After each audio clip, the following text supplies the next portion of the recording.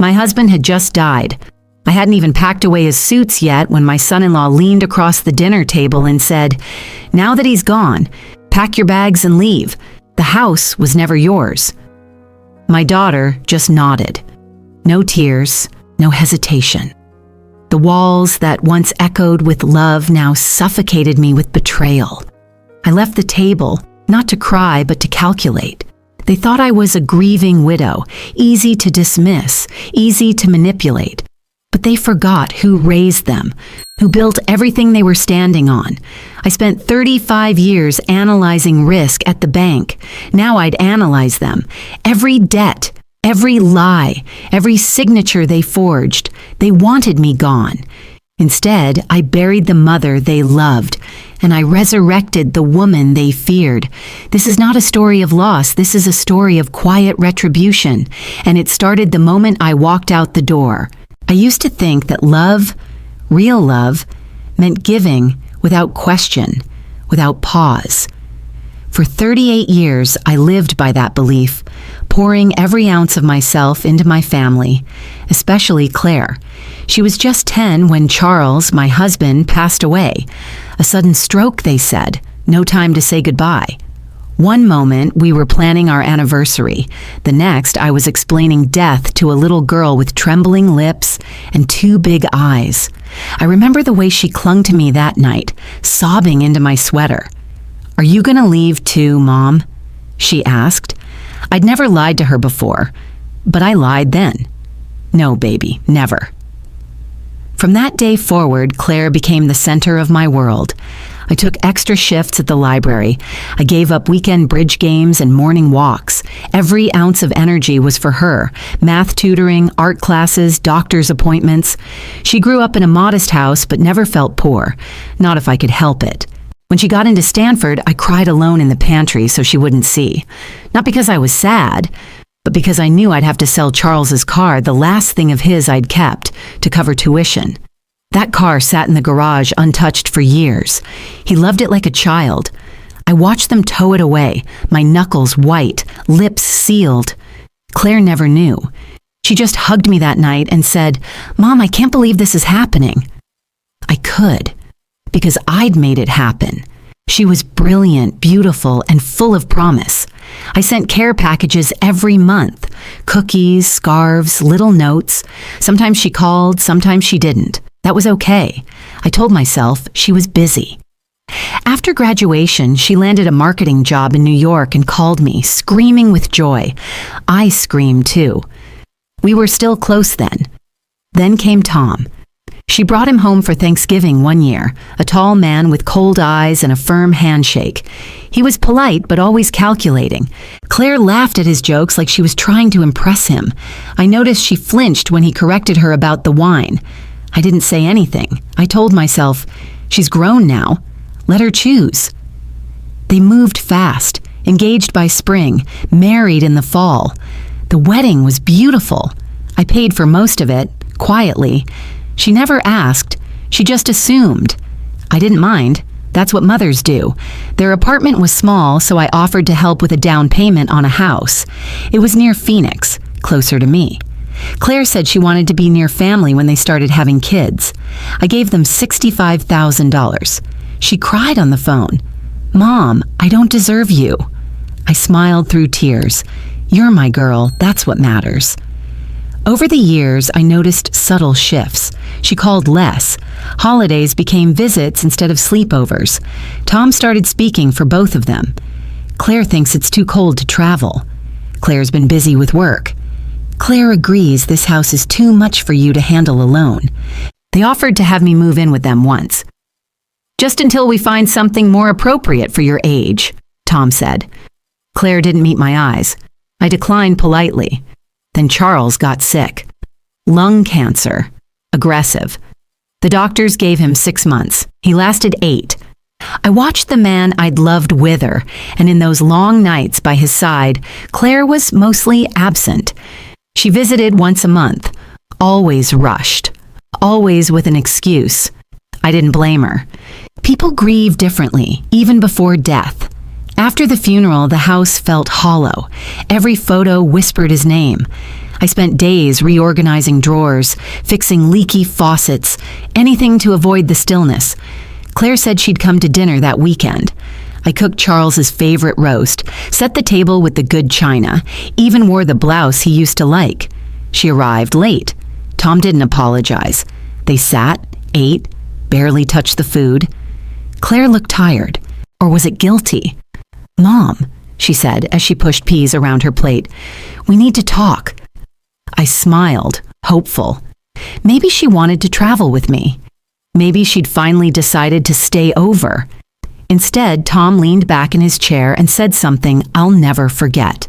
Tom leaned back in his chair, swirling his wine like he owned the moment.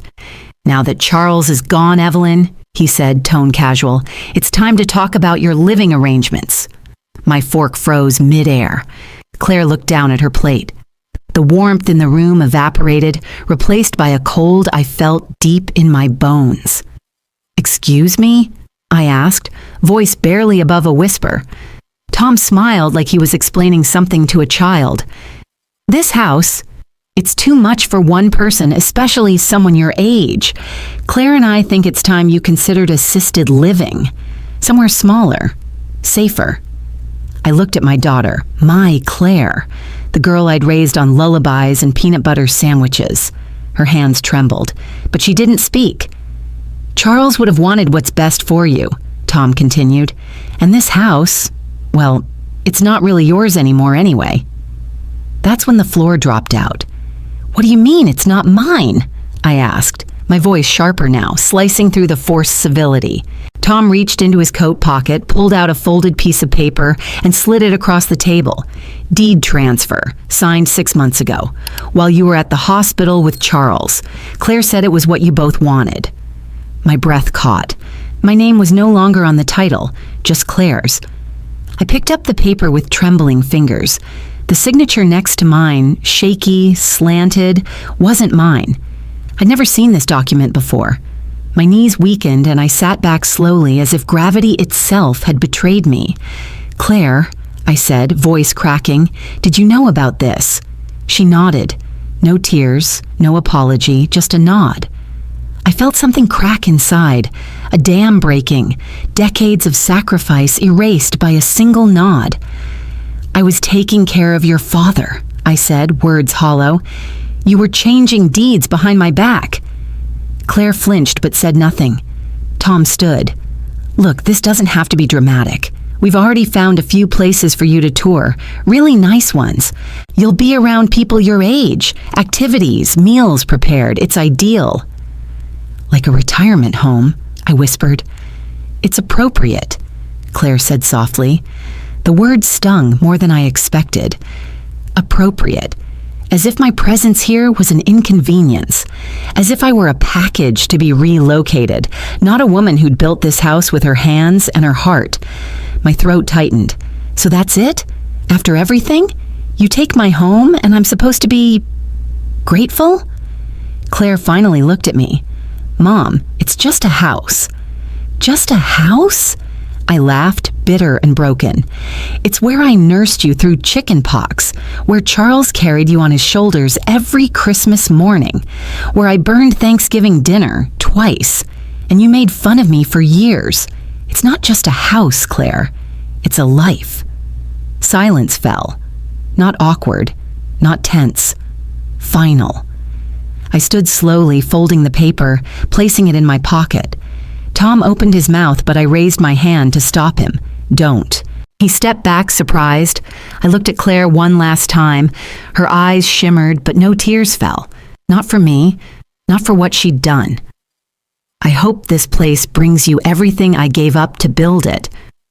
I walked away from the table, my legs moving on memory, not strength. In the hallway, I paused by the framed wedding photo of me and Charles, our smiles wide, future unwritten. I touched the glass gently.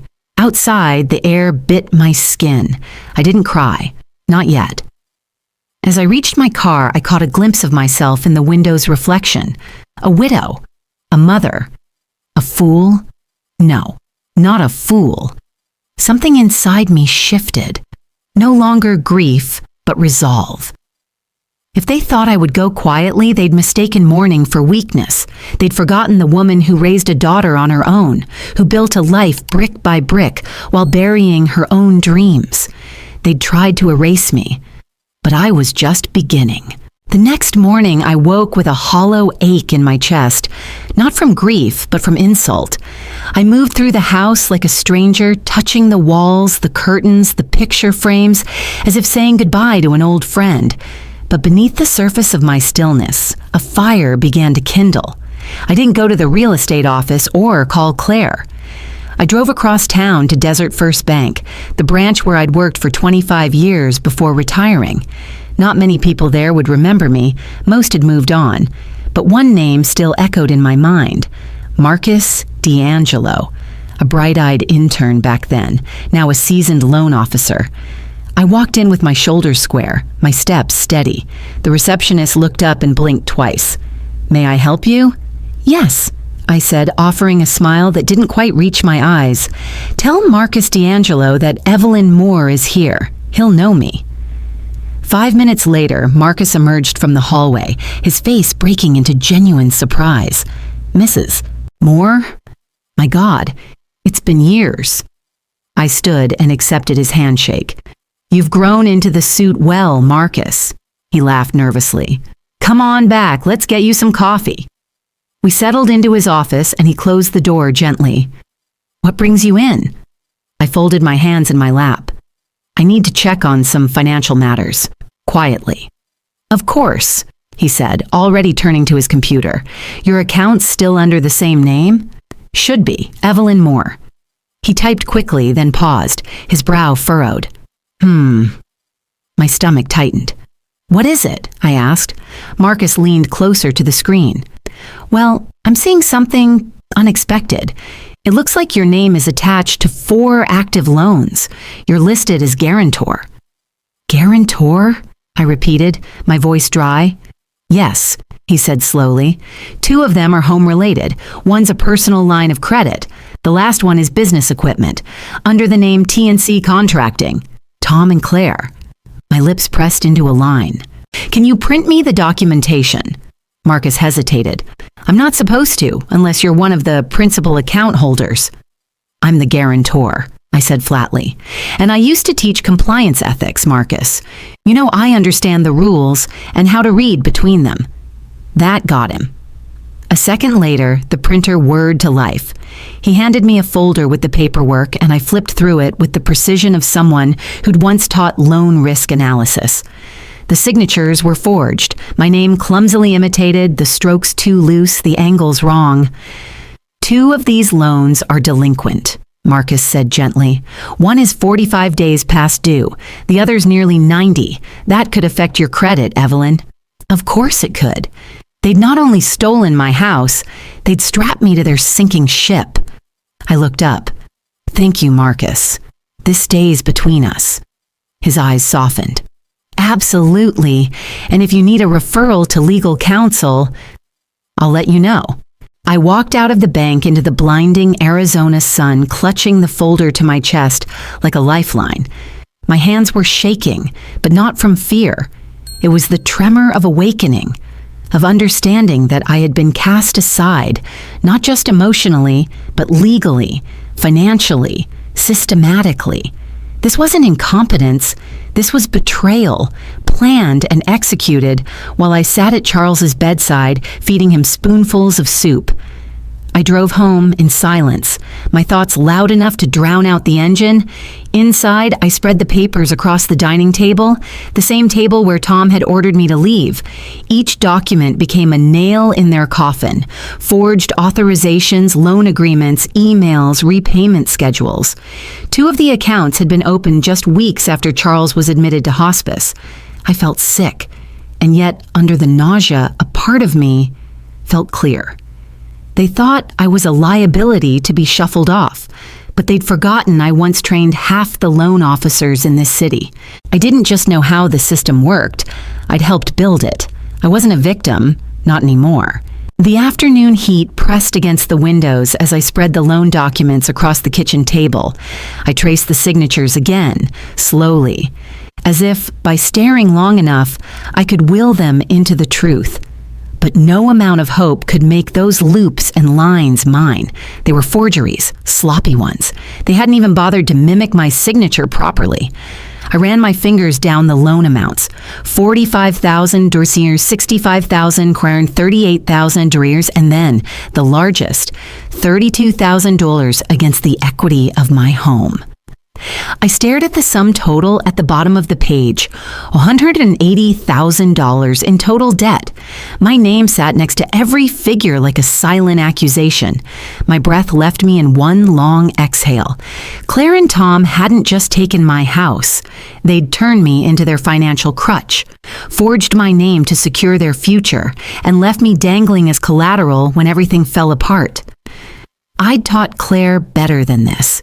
I'd raised her on bedtime stories about truth, about fairness, about doing right even when it was hard. When she cried over cheating on a test in 6th grade, I held her through the night and told her one mistake didn't define a person. What they did next did. And now I wasn't sure who she was anymore. I stood up, moved slowly to the printer, and fed each page through the scanner one by one. It wasn't enough to see it. I needed records. Physical proof, evidence. I labeled each folder meticulously. Loan, AA personal, mortgage equity, SAS and transfer, TC business loan. My hands moved like they used to at the bank, steady and methodical. When I finished, I didn't cry. Instead, I walked to the corner of the living room where the floorboard creaked ever so slightly, something only Charles and I ever noticed. I knelt, feeling along the edge of the board until my fingers found the groove.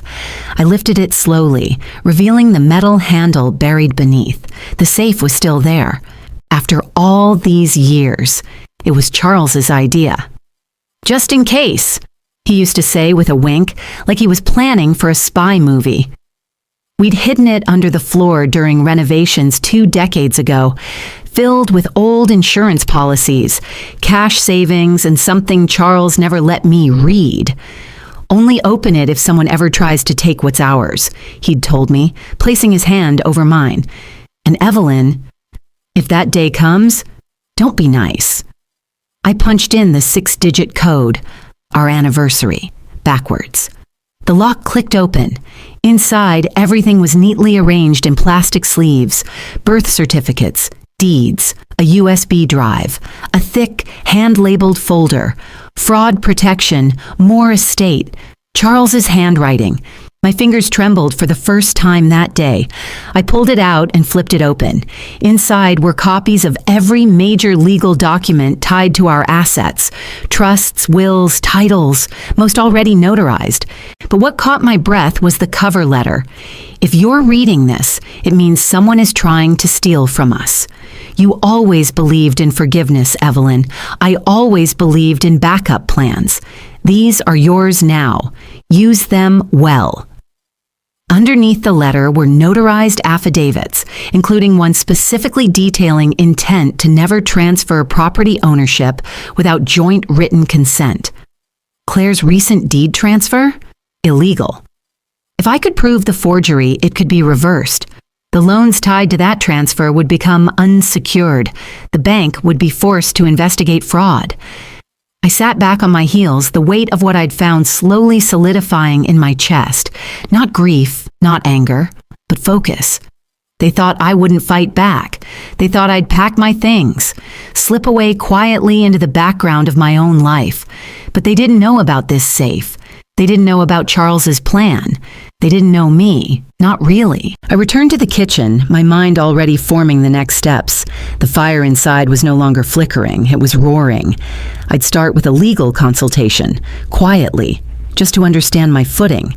Then I'd leverage the fraud affidavits and contact the banks. Not to plead, but to inform. Once the process was in motion, I'd freeze the loan activity, have my signature verified by a forensic analyst. Banks hate risk, and I'd become their risk. They wouldn't protect Claire and Tom once they realized the extent of the damage. They'd turn on them like wolves sensing weakness. I wasn't just reclaiming my house. I was reclaiming my name, my credit, my power. They'd used my grief as a smokescreen, forged my trust into debt, gambled with everything I'd built, but now the game was mine. And I don't play to lose. For days I moved in silence, like a ghost haunting her own house. Claire hadn't called, Tom hadn't texted, and yet I knew something was crumbling behind their closed doors. People like Tom never see the ground shifting until it swallows them whole. But I did. I'd spent decades reading risk like scripture, and now I was reading him. I started with public records, land transfers, property liens, business filings. It's amazing what you can uncover with patience and a fast internet connection. TNC Contracting had been hemorrhaging money for over a year. The biggest hit? A failed investment in a luxury micro-condo project just outside Phoenix. The photos were impressive, sleek glass boxes with desert views. But the land had no water permit. Construction stalled, investors fled. Tom had poured nearly $80,000 into it, using business credit lines and the equity from my house. No wonder they needed me gone. No wonder they'd forged my signature. But business failure wasn't enough. Tom still had work, and work gave him power. That's when I remembered something Charles always said. A man's true weakness is the one he hides best. Tom worked construction management on city contracts, small infrastructure jobs mostly, but one mistake in safety compliance, one complaint, and the entire project could be frozen pending review. So I gathered my next set of evidence. Claire had once bragged over brunch about Tom's shortcuts, using cheaper materials, skipping mandatory safety checks, paying off a local inspector for faster approvals. He's just being smart, she'd said, swirling her mimosa. Red tape is for amateurs. I wrote the letter slowly, carefully. No threats, no emotion, just facts. Anonymous, typed, signed only as concerned citizen. To whom it may concern, recent construction under TNC Contracting, led by project manager Tom Callahan, may be in violation of the following city codes. Section 42. 7. Worker harness requirements not enforced on elevation projects. Section 18.3. Use of unapproved fasteners on load-bearing beams. Section 53.2. Lack of secondary safety inspections during steel framework phase. These issues were witnessed between July and September at the Desert Brook development site. Please review Permit DB 1128. Respectfully, a taxpayer who values public safety.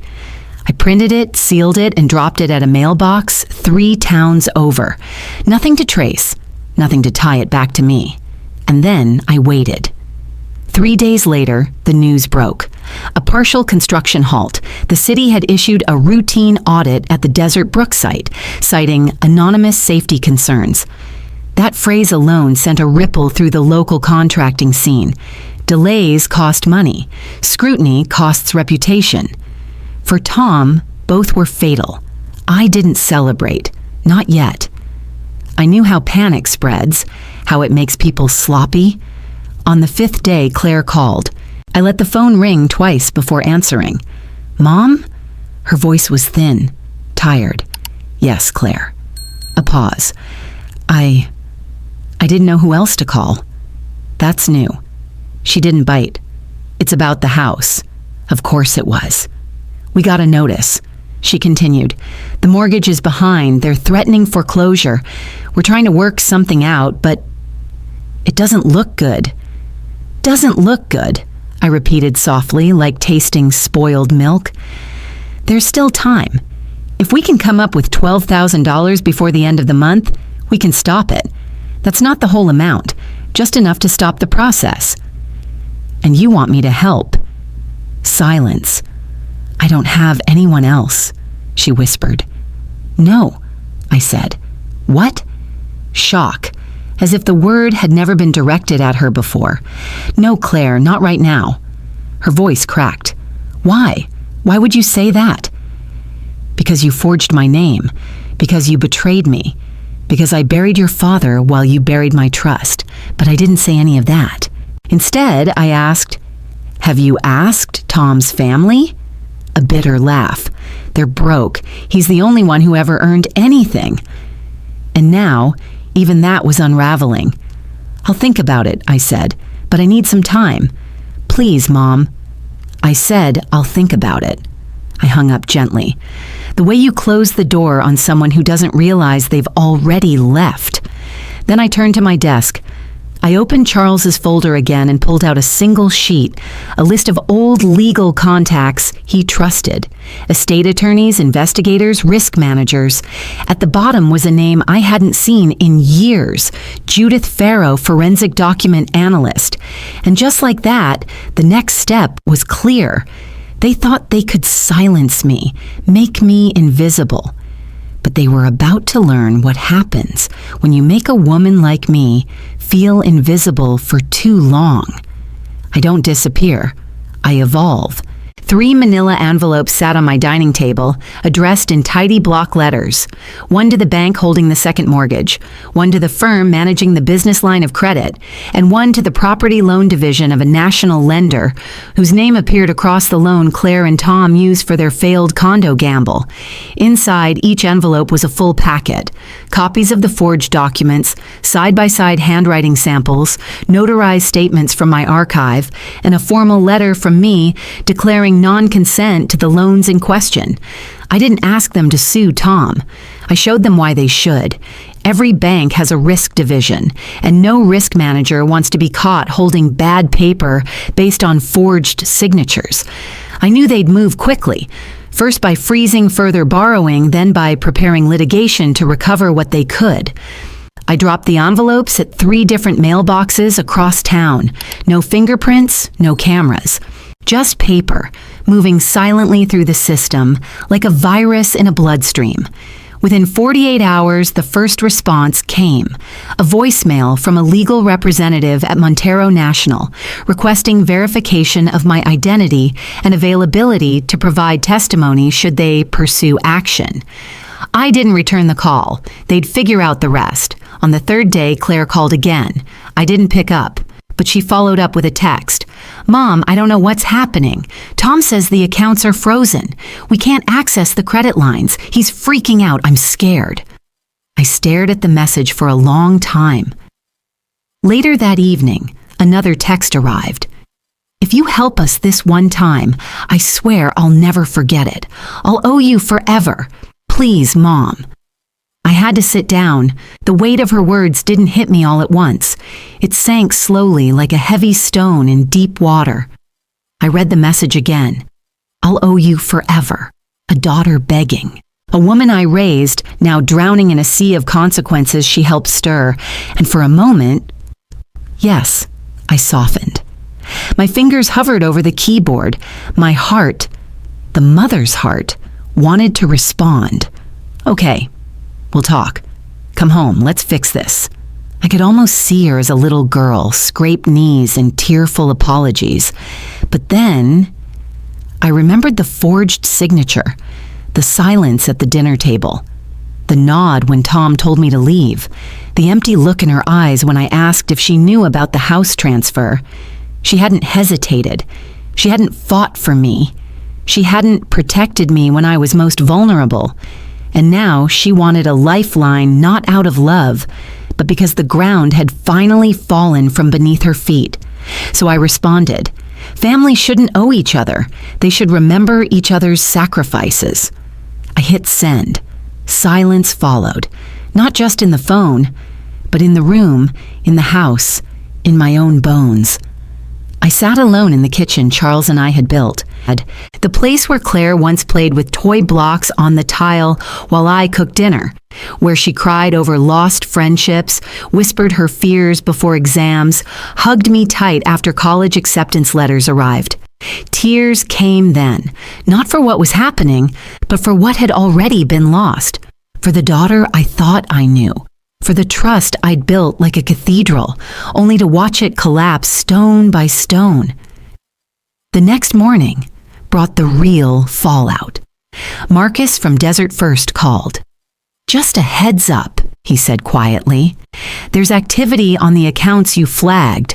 Looks like 2 creditors have filed preliminary claims. Legal's getting involved. "Thank you, Marcus," I said. "You're sure you want to do this?" I didn't answer, because it wasn't about want, it was about must. That afternoon, I drove past Claire's house, my house. A for sale sign sat staked in the front lawn. The paint around the windows was beginning to peel. Claire's car wasn't in the driveway. Tom's truck was gone. Only shadows lingered behind the closed curtains. They were unraveling, thread by thread. And I was just getting started. It was nearly dusk when I heard the knock. Soft, hesitant. Not the kind of knock that demands entry, but the kind that asks for mercy. I opened the door slowly. There she was. Claire stood on my porch, eyes rimmed red, cheeks stained with tears, her hair disheveled like she hadn't slept in days. Behind her, Tom hovered awkwardly by the sidewalk, his hands shoved into his coat pockets, his eyes refusing to meet mine. "Mom!"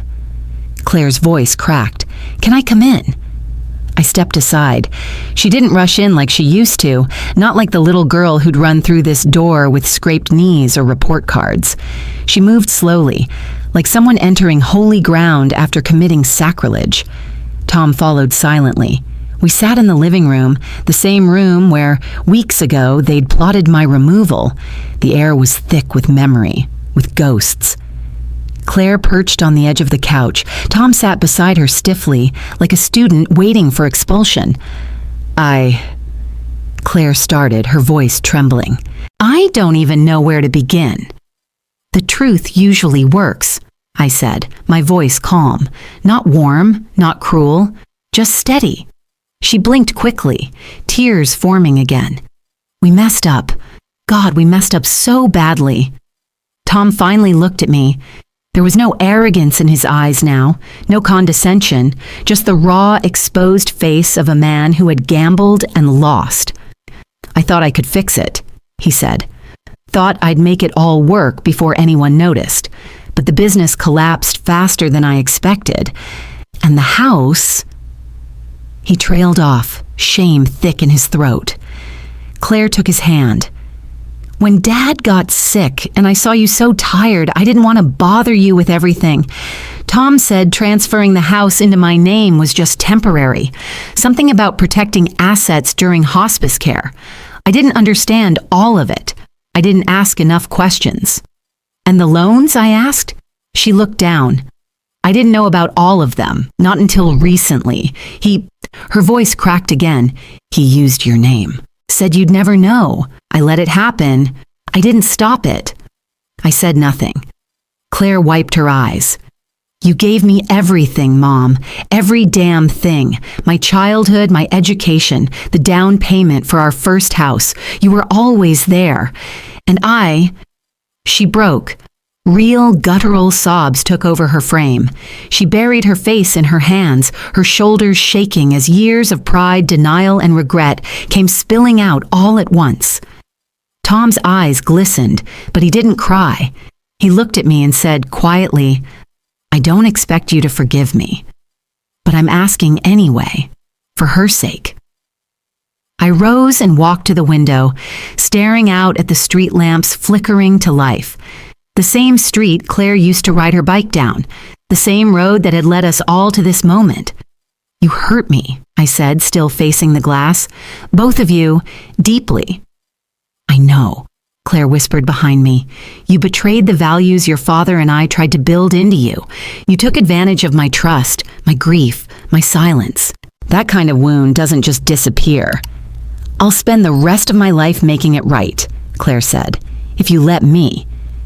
I turned slowly. She stood now, eyes swollen, but her spine straight. "I talked to the bank. We're signing the house back into your name. No tricks, no loopholes. You deserve to live in your own home." I said nothing. "And," she hesitated, "I want you to stay. Live with us. With me. In the house. I don't want you to be alone. Not after everything." Tom nodded, though he looked like the words cost him. "It's your house. We're just hoping to be part of it again." The room went silent. Outside, wind rustled through the leaves, and in that stillness, I felt it. The tug of possibility, of reconciliation. Maybe this was the turn, the beginning of repair, of healing. Maybe. But only if the next move was true. The next morning, I sat at the kitchen table with a mug of chamomile tea, staring at the documents Claire and Tom had brought over the night before. Everything looked legitimate. The deed transfer, the power of attorney reversal, the paperwork restoring my ownership of the house. Claire had insisted we do it together at the county clerk's office later that week. "You deserve peace," she'd said, eyes brimming with remorse. Something about it all gnawed at me, though. Maybe it was how quickly they folded into submission. Maybe it was how Tom never said more than necessary. Or maybe, just maybe, it was because I knew them too well now. A mother senses when something isn't right, no matter how softly it's spoken. That's why I never gave them the originals. The folder I handed Claire last night had only clean copies, unsigned, unnotarized, and legally meaningless. The real documents, the ones with power, were tucked away in the same fireproof lockbox beneath the floorboards of the master bedroom, the same one Charles had installed after his first heart attack.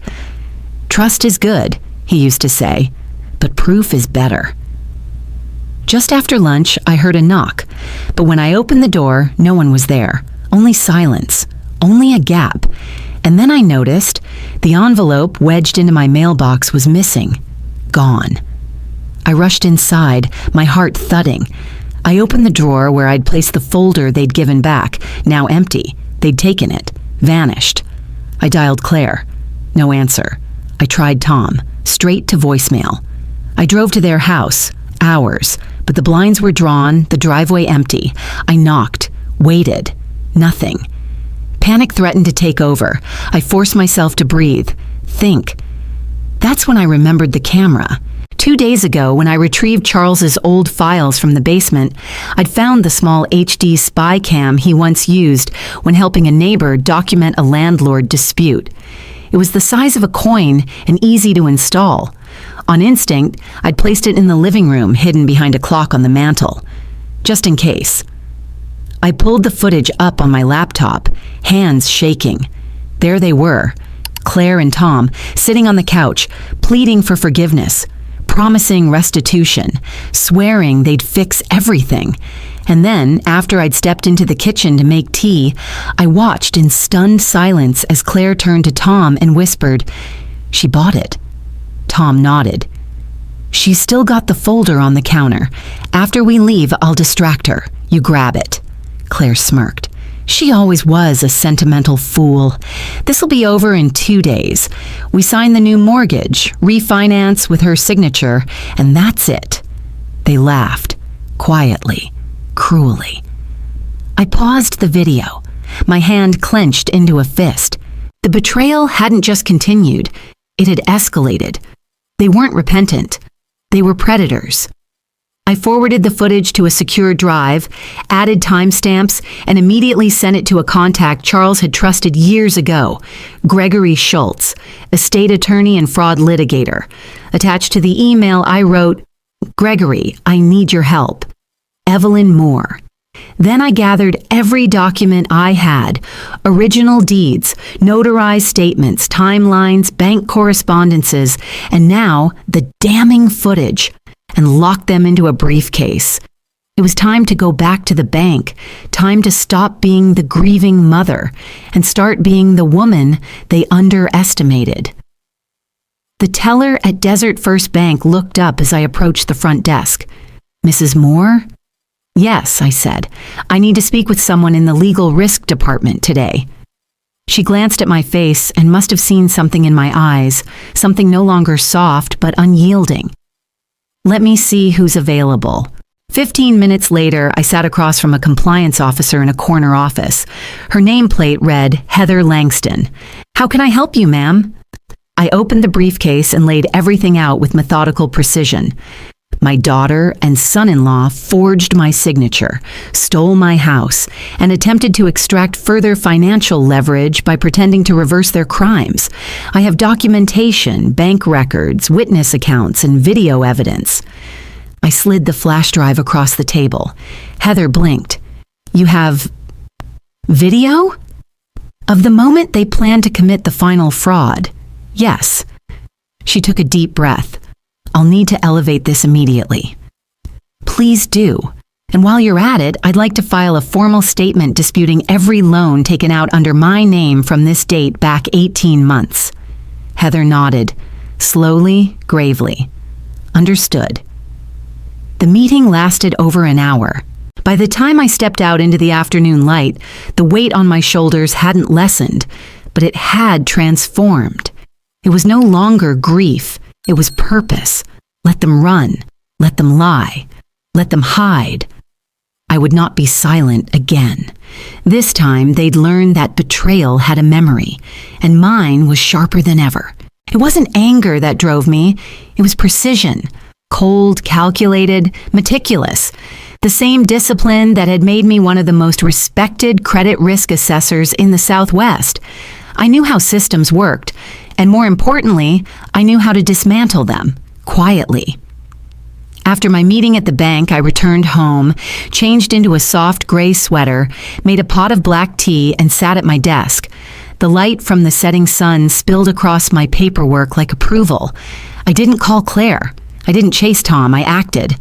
The first document I emailed was a notarized statement to the Human Resources Department of Glen Rock Financial, the development firm where Tom had landed a mid-level project manager job after his last construction failure.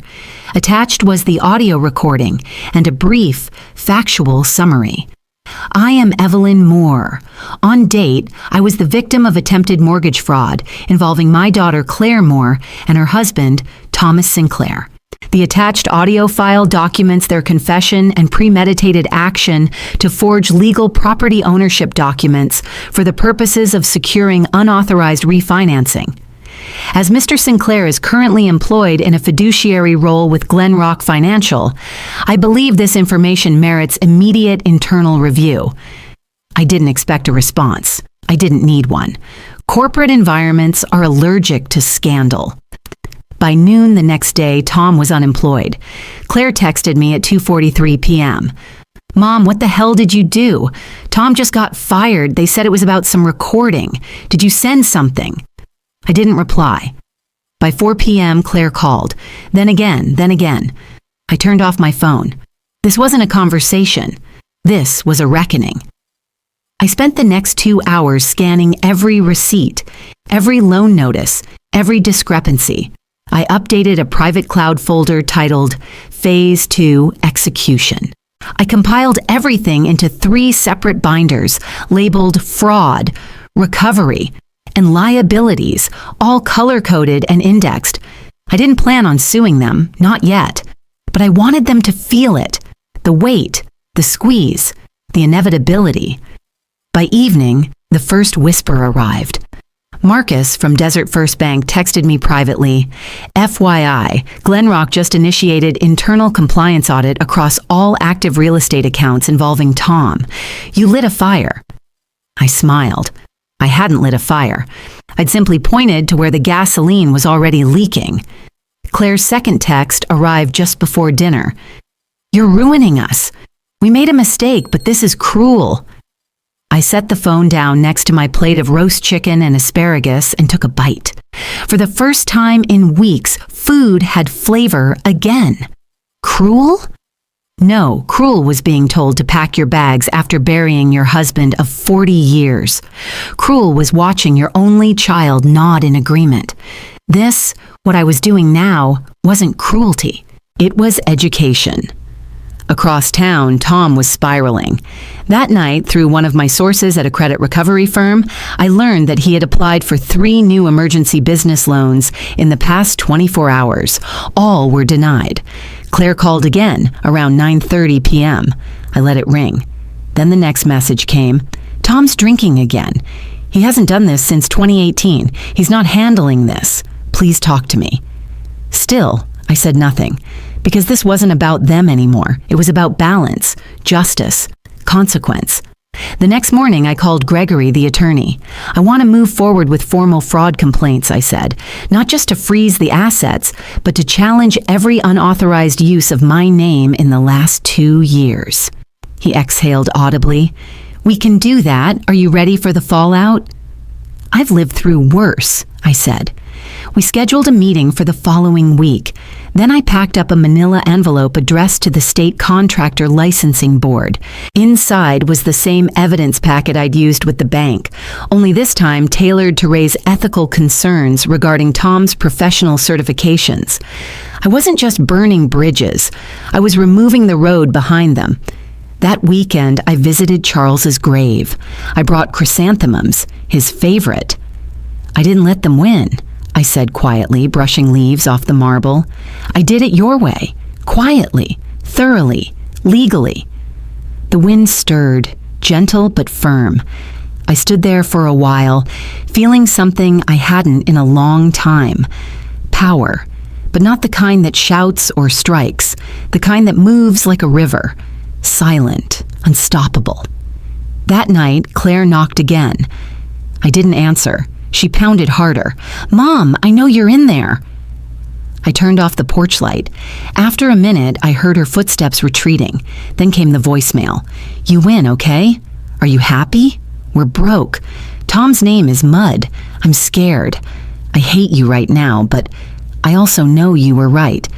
I know. I just wish I could go back. But there was no going back. Not for her. Not for me.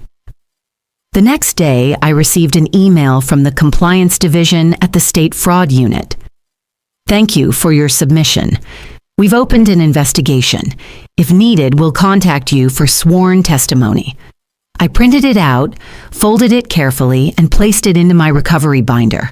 My story wasn't over, but the silence had spoken, and it had answered in full. 3 days passed in silence. Not the kind that soothes, but the kind that bruises. I kept to my routine. Morning walks, tea at 10, paperwork in the afternoon. The neighborhood waved as usual.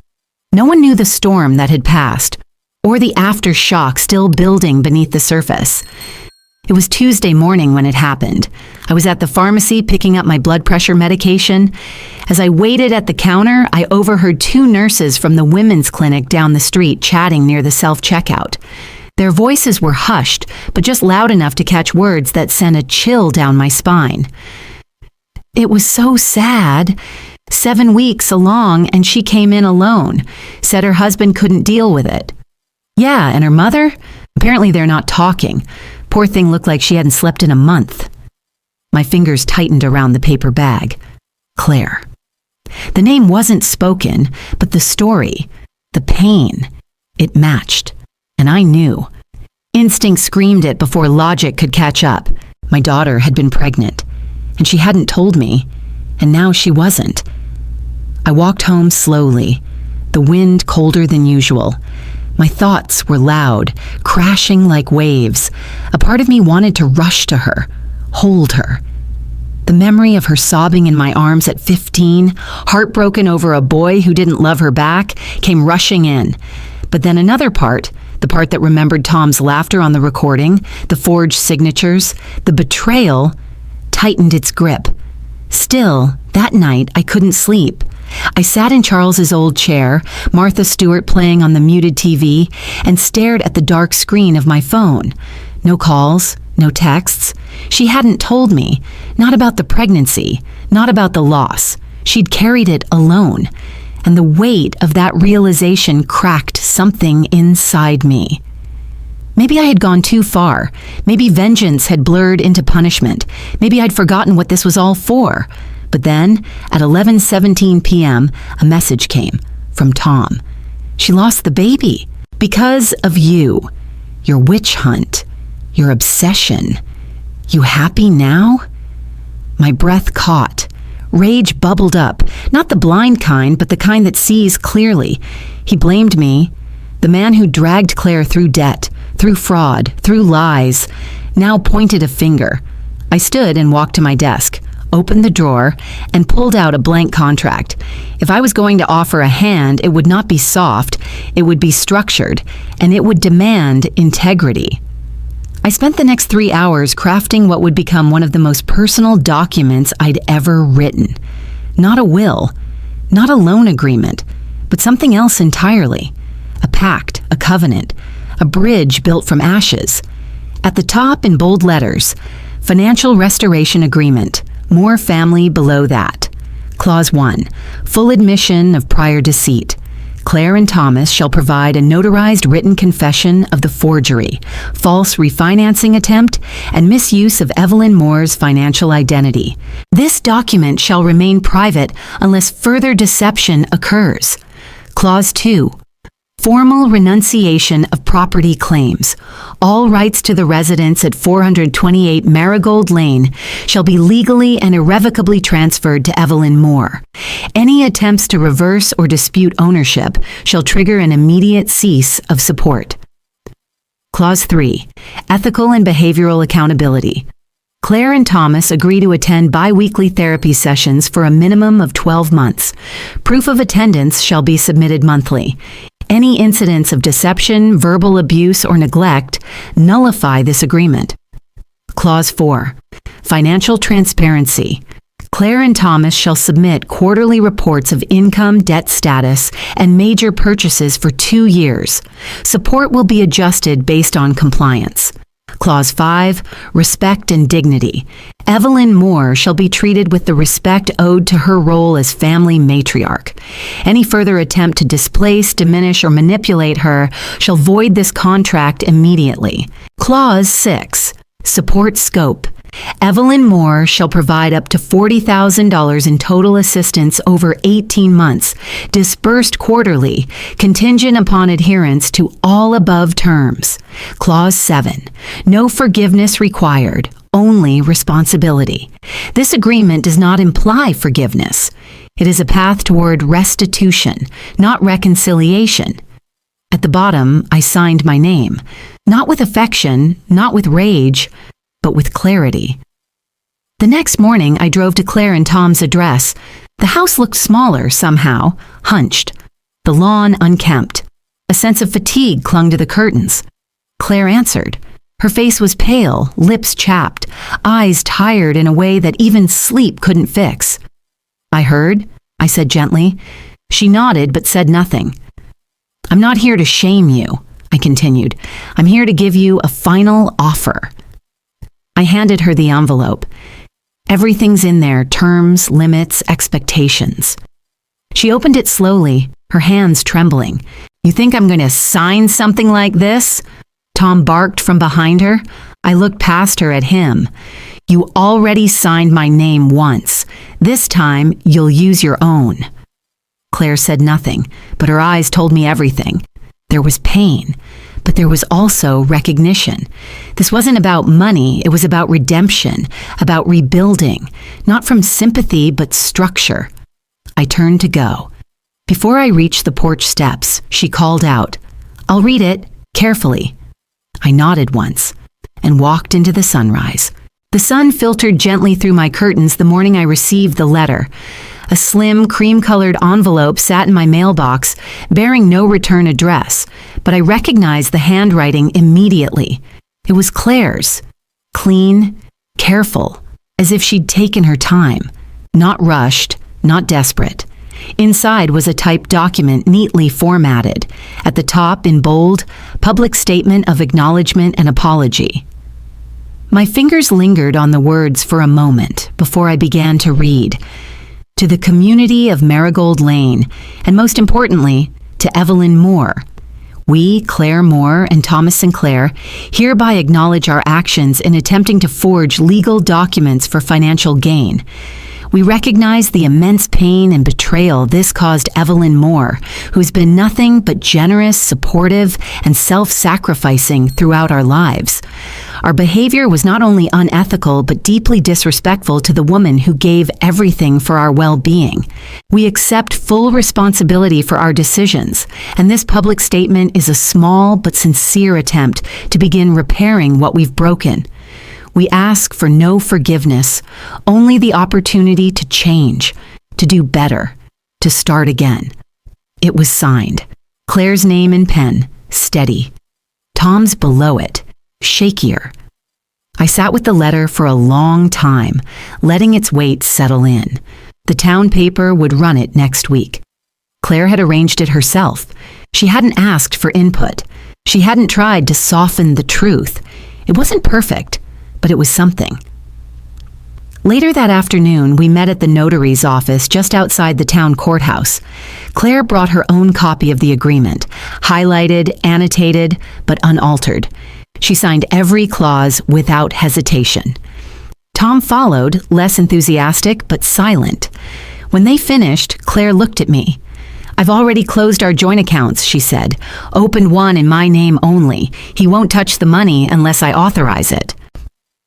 I said nothing, but made a note of it. Tom stared at the floor. He hadn't said much since the miscarriage. Maybe guilt had finally settled in. Or maybe it was just the realization that the power he thought he had, over Claire, over me, was gone. I handed over a check for $30,000. It wouldn't erase their debts, but it would buy them time. Time to reorganize, time to renegotiate with creditors, time to prevent foreclosure if they moved quickly. Claire accepted it with both hands, her eyes glistening. "We'll use it right," she said, "and you'll see." I nodded. "That's up to you." We parted outside the courthouse. No hugs, no goodbyes, just a nod, a beginning. Back home, I sat on the porch, a soft breeze rustling the hedges Charles once trimmed every Saturday morning.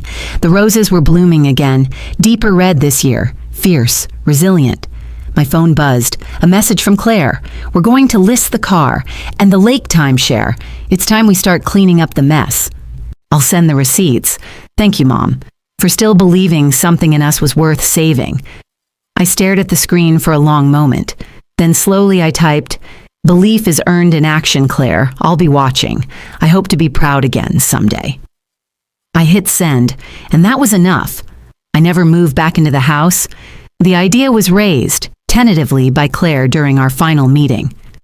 "We'd love for you to come live with us again," she'd said. "It's your home, really." But I smiled gently and shook my head.